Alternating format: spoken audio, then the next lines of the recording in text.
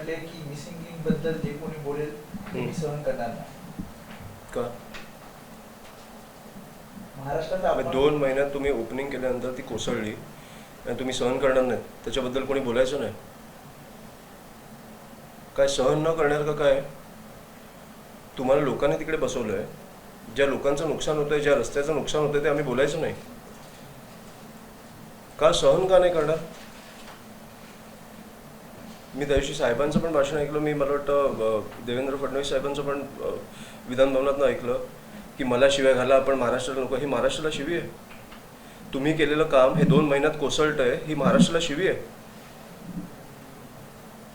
महाराष्ट्राला शिवी ही आहे की तुम्ही कोट्यांमध्ये पैसे देऊन आमदार खासदार फोडताय. तुम्ही आम्ही बोलण्याचा हक्क आमच्याकडनं हिरावून घेताय, ही महाराष्ट्राला शिवी आहे. हे असं आधी कधीच नव्हतं. तुम्हाला जे करायचं करा, आम्ही बोलणार. तुमच्या चुकांवर बोलतोय, आम्ही महाराष्ट्रावर बोलत नाही आहोत. जिकडे तुम्ही महाराष्ट्रासाठी उत्तम कराल तिकडे उत्तम बोलणार.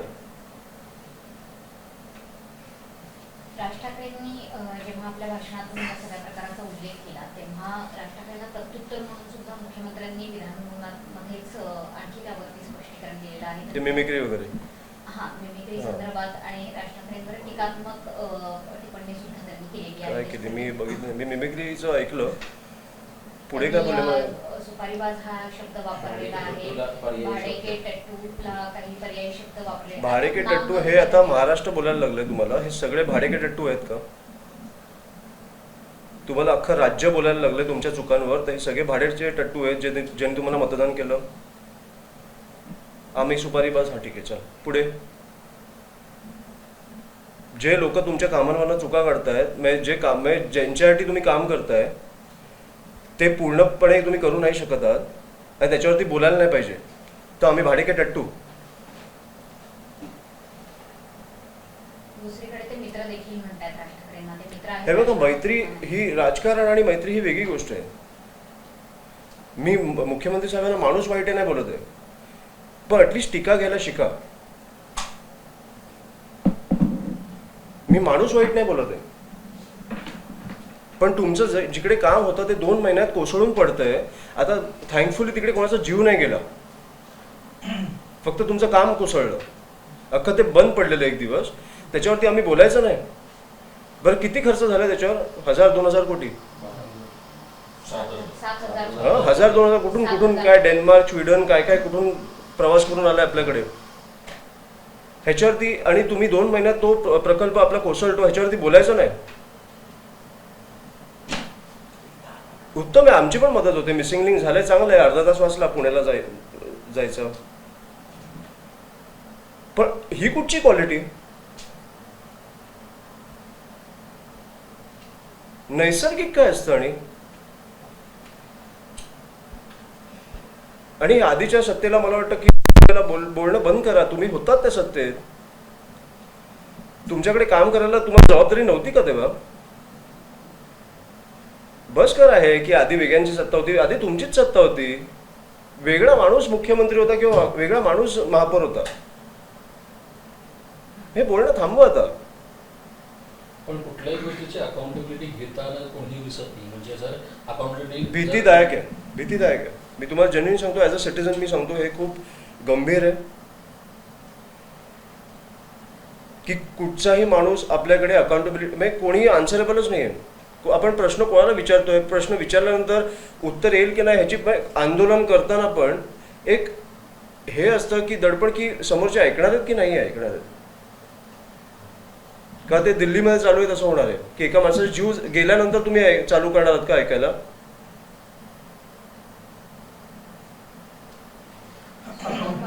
हे उपोषणाला बसलेले आहेत, जवळपास 16-17 दिवस आहे. मात्र या आंदोलनाला सिरियस घेतलं जात नाहीये का सत्ताधाऱ्यांकडनं सुद्धा आणि विरोधकांकडनं सुद्धा, असा एक सवाल आता देशभरात उपस्थित होतो. मी तुम्हाला मगाशी बोललो तसं माझ्या या आंदोलनाबद्दल 2 मुद्दे आहेत.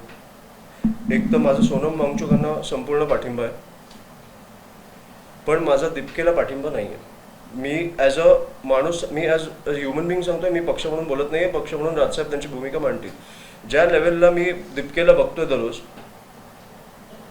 की सोनम वांगचूक सारखा एक मोठा व्यक्ती, भारतातलं एक मोठं नाव तुमच्या पाठी उपोषणाला बसलंय आणि तुम्ही त्याच्यासमोर ते प्रवक्ते असतील किंवा कोण असतील नाचतायत, तुम्ही रील्स करताय, तुम्ही नाटकी करताय, हे मला अजिबात पटलं नाही. मी जेव्हा सुरुवात केलेली आंदोलनाची तेव्हा मला खरंच आवडलेलं, कारण कोणतरी बोलायला आहे. 20 लोक ह्या आपल्या देशात वारली आहेत, आत्महत्या केली आहे, त्यांच्यासाठी तुम्ही एक आवाज उठवताय. मला खूप आवडलं की पण धर्मेंद्र प्रधानचा राजीनामा हा झालाच पाहिजे होता.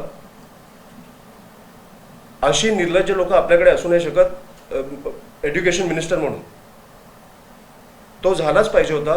पण तुम्ही ज्या लेवलला सिरियसनेस घालवला आंदोलनाचा ते मला नाही आवडलं.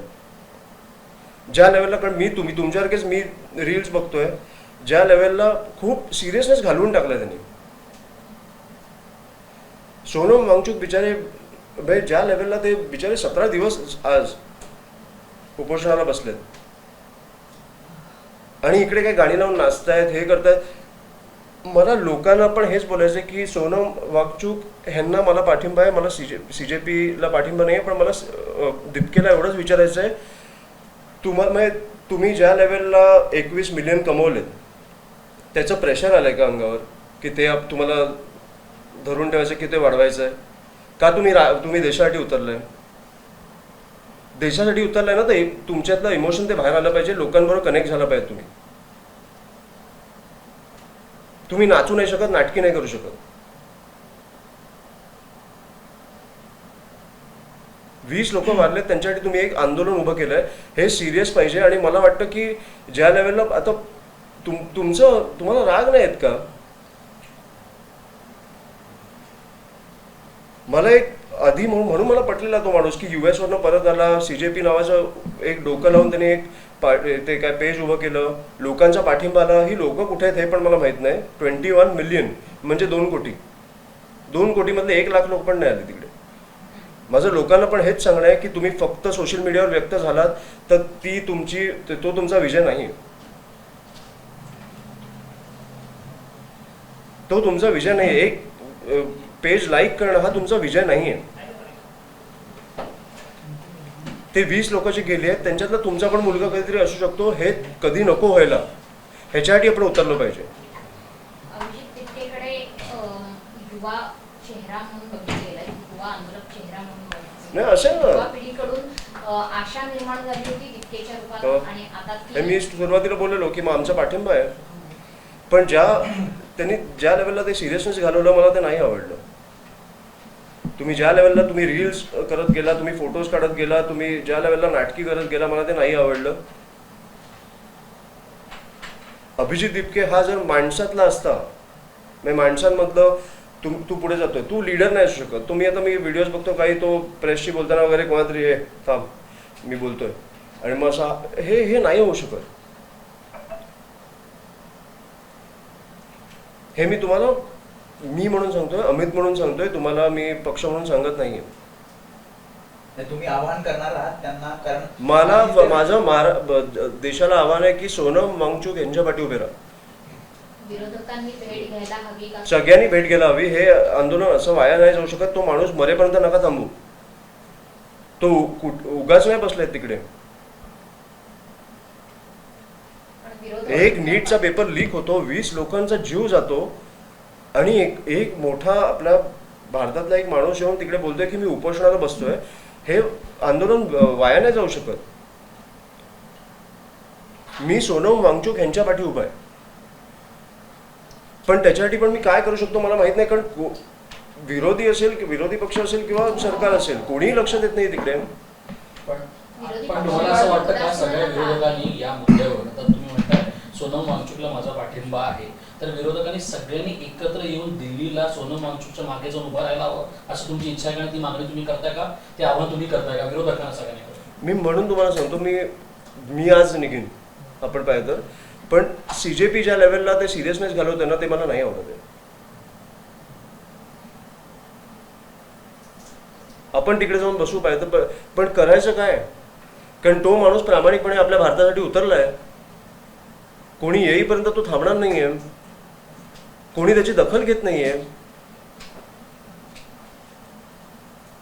एक माणूस 17 दिवस खात नाहीये आणि आपण शांत बसलोय, कारण आपल्याला वाटतं आपण सोशल मीडियावरनं शिवाय घेतल्यावर आपलं काम झालं.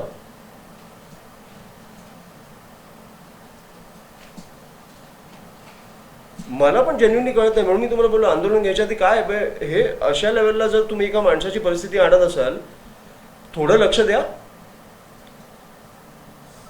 बरं करायचं काय आहे? एका निर्लज्ज मंत्र्याचा राजीनामा घ्यायचा आहे.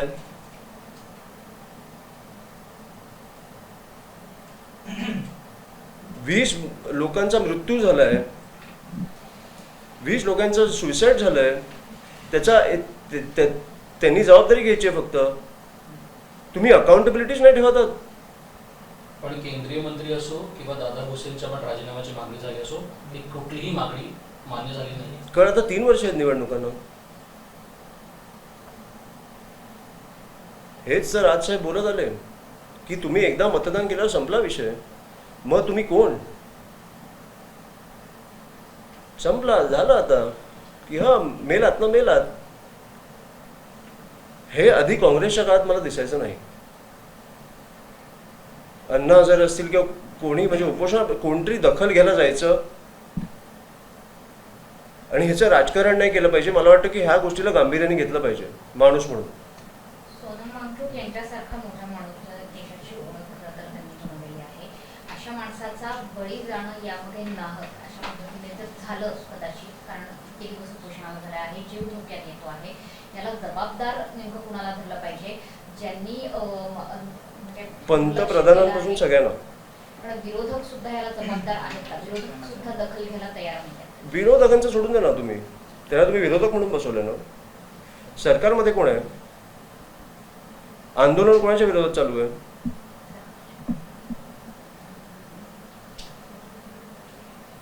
पंतप्रधानपासून सगळ्यांना मला वाटतं की जबाबदार, जर ते गेले तर सगळ्यांना जबाबदार धरलं पाहिजे. ही कुठची पद्धत? एक माणूस मरतोय तुमच्यासमोर, 17 दिवस उपोषणाला बसलाय, आणि समजा गॉड फॉरबिड पण गेले तर काय करणार तुम्ही?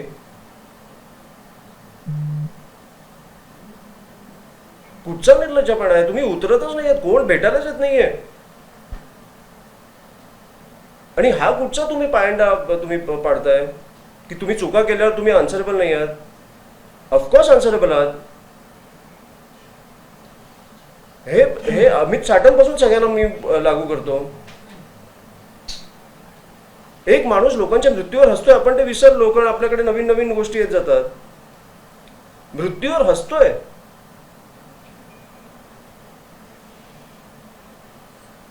हे काल झाड पडलं, आज पॉटहोलचा विषय. पॉटहोलचा विषय म्हणजे काय? पॉटहोलमध्ये एक माणूस जाऊन मेला आहे तुमच्यामुळे, आणि तुम्ही निर्लज्जपणे हसताय. काय नीचपणा चालू आहे मला कळत नाहीये. जी घटना घडली होती चेंबूरची, तिचा अहवाल आला, त्या अहवालामध्ये 7 लाख रुपये कॉन्ट्रॅक्टर आहे त्याला दंड ठोठावण्यात आला. मात्र गार्डन डिपार्टमेंट असेल किंवा रस्ते डिपार्टमेंट असेल, कोणालाही दोषी धरलेला नाहीये. आणि उलट महापौर म्हणतायत की मला हा अहवाल मान्य नाहीये.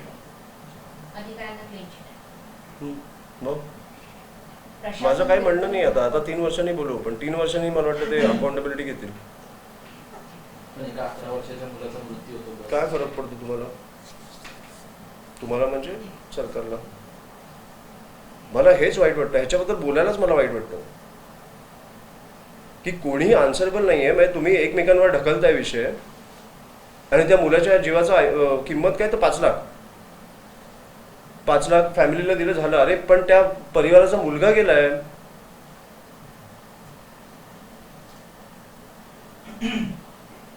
त्याच्यावर तुम्ही किंमत ठेवताय 5 लाख. हे मला ह्याच्याबद्दल बोलायलाच, मला काय बोलायचं ह्याच्यात कळत नाही. मला सिरियसली तुम्ही हे प्रश्न विचारू नका, कारण ह्याची उत्तर तुम्हाला 3 वर्षानंतर सरकारच देईल. मुंबई महापालिकेत जे सत्तेत आले, त्यांनी यापूर्वी पण मुंबई महापालिकेच्या निवडणुकीतला सगळा रणसंग्राम बघितला, तेच निवडून आलेले सत्ताधारीच म्हणतायत की आम्हाला प्रशासन आमचं ऐकत नाहीये किंवा प्रशासनाचे अहवाल आम्हाला मान्य नाहीये. प्रशासन विरुद्ध सत्ताधारी असं चित्र मुंबई महापालिकेतच तयार झालंय, जे खरं तर एका नाण्याच्या 2 बाजू असायला हव्यात. प्रशासन आणि सत्ताधारी ते दोघं एकमेकांच्या विरोधात किंवा कॉन्ट्राडिक्टरी दिसतात. खूप घाणेरडी सवय लागली आपल्याला प्रशासनाला. हे आता आय थिंक महानगरपालिकेचेच ते काही येऊन बोललेले ना की आम्हाला असे टक्के द्यायला लागतात. काय सवय कॉन्ट्रॅक्टर महाराष्ट्रातले की सगळे 5% इकडे द्यायला लागतात, 10% तिकडे द्यायला लागतात. काय सवय ही बातमी एक दिवसाची होती. ही खरं तर किती गांभीर्याने घेतली पाहिजे होती की ऍक्च्युली ते कॉन्ट्रॅक्टर्स मनापासून लोकांसमोर मीडियासमोर येऊन बोलतात की आम्हाला असे पैसे द्यायला लागतात. किती गंभीर बातमी आहे. पण आपण एक दिवस चालवली आणि तुमची पण चूक नाही, मी जेन्युइनली बोलतो. आपल्या इकडे महाराष्ट्रात किंवा मुंबईत असेल दररोजच्या दररोज एवढ्या घटना घडत आहेत आणि दुर्दैवी घटना घडत आहेत की आपल्याकडे पर्यायच नाहीये. आणि मंत्र्यांचं मी तुम्हाला सांगतो हेच झालंय की सोड ना, 3 दिवसांनी विसरतील लोक. हेच साटमचं हेच झालं. म्हणून मला ते अमित साटमचा मी व्हिडिओ बघितल्यावर मला एवढा डोक्यात गेला ना तो व्हिडिओ. मी तुम्हाला जेन्युइनली सांगतो. एक माणूस हसतोय, मृत्यूवर हसतोय. मग आपण बिहाइंड द सीन्स काय करतोय, कशी लोक सरकारने कशी लोक बसवली आहेत. आमदार म्हणून लोकांनी निवडून दिले त्यांना. हा मृत्यूवर हसतोय.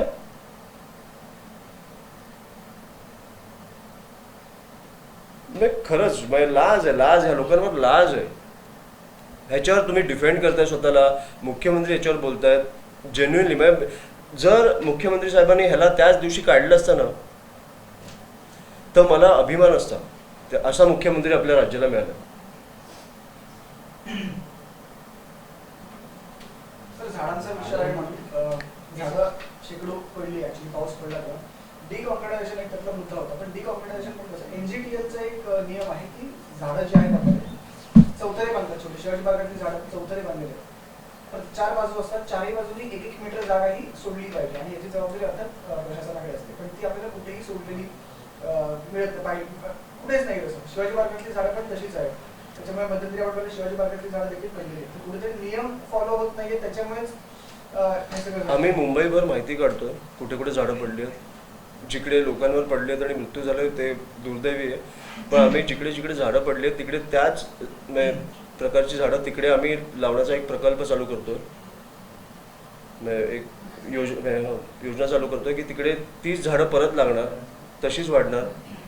आणि मला वाटतं की पण हे लोकांनी पण विचार केला पाहिजे ह्याचा की तुमच्या घरासमोर पण जर एक झाड आहे त्याला लावलेलं आहे. सध्या एक बोर्ड लावलाय, पोस्टर लावलाय की द ट्री मे फॉल. घरासमोरच आहे. दोऱ्याने ते कागद कागद बांधलेलं फक्त आहे. कागद. ट्री मे फॉल म्हणजे पुढे कारवाई काहीच नाही, छाटणी झाली नाहीये. त्याच्यासाठी काही प्रिकॉशन्स घेणार की फक्त मग पोस्टर लावलं. कारवाई काय नाही. म्हणजे तुम्ही एक्सपेक्ट का करता कारवाई. आणि आपण मला वाटतं गेले 15 मिनिटं याच्यावरच बोलतोय. आन्सरेबलच नाही कोणी. कोणाला प्रश्न विचारायचे आपण. प्रशासनाचं थोडक्यात असं म्हणणं आहे की आम्ही पोस्टर लावतोय की धोकादायक झाडं आहेत त्यांना. मग त्याची जबाबदारी शेवटी मुंबईकरांची किंवा नागरिकांची आहे का की समोर धोकादायक झाड आहे आम्ही पोस्टर लावलंय काम. मी तुम्हाला एवढंच सांगेन ह्याच्यावर की आपण हे जे आज प्रश्न उत्तर करतोय लोकांचा राग दिसेपर्यंत हे लोक वटणीवर येणार नाही. मी जेन्युइनली सांगतोय तुम्हाला. सोशल मीडियावर तुम्ही एक काहीतरी बघून लाईक केलं, कमेंट करणं हे बंद करा.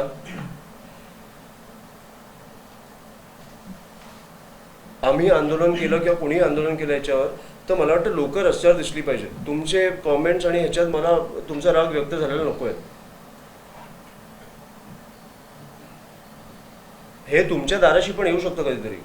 लोकांसाठी उतरा आता. आणि मला वाटतं की तुमची ताकद दिसेपर्यंत सरकार वटणीवर येणार नाही. हे खूप सोपं आहे. ज्या लोकांनी हे सरकारला बसवलंय त्यांनी राग व्यक्त केला पाहिजे. आगामी काळात काही आंदोलन वगैरे काय करू सांगा ना मला तुम्ही. तुम्ही आता म्हटलं की झाडं लावणार. आम्ही झाडं लावणार आहोत. तो उपक्रम झाला. पण हो. काही अग्रेसिव्ह स्टेप आंदोलन वगैरे काही अग्रेसिव्ह म्हणजे काय मला तुम्ही सांगा ना. अग्रेसिव्ह हे मला वाटतं काय करायचंय. करून उपयोग होईल असं वाटत नाही. नाही केलं तर उपयोग केलं तर झालंच पाहिजे तो विषय. अशा लेवलला आम्ही करू कधीतरी आयुष्यात. जर करायचं असेल ना तर आम्ही राजीनामा घेतल्याशिवाय थांबणार नाही.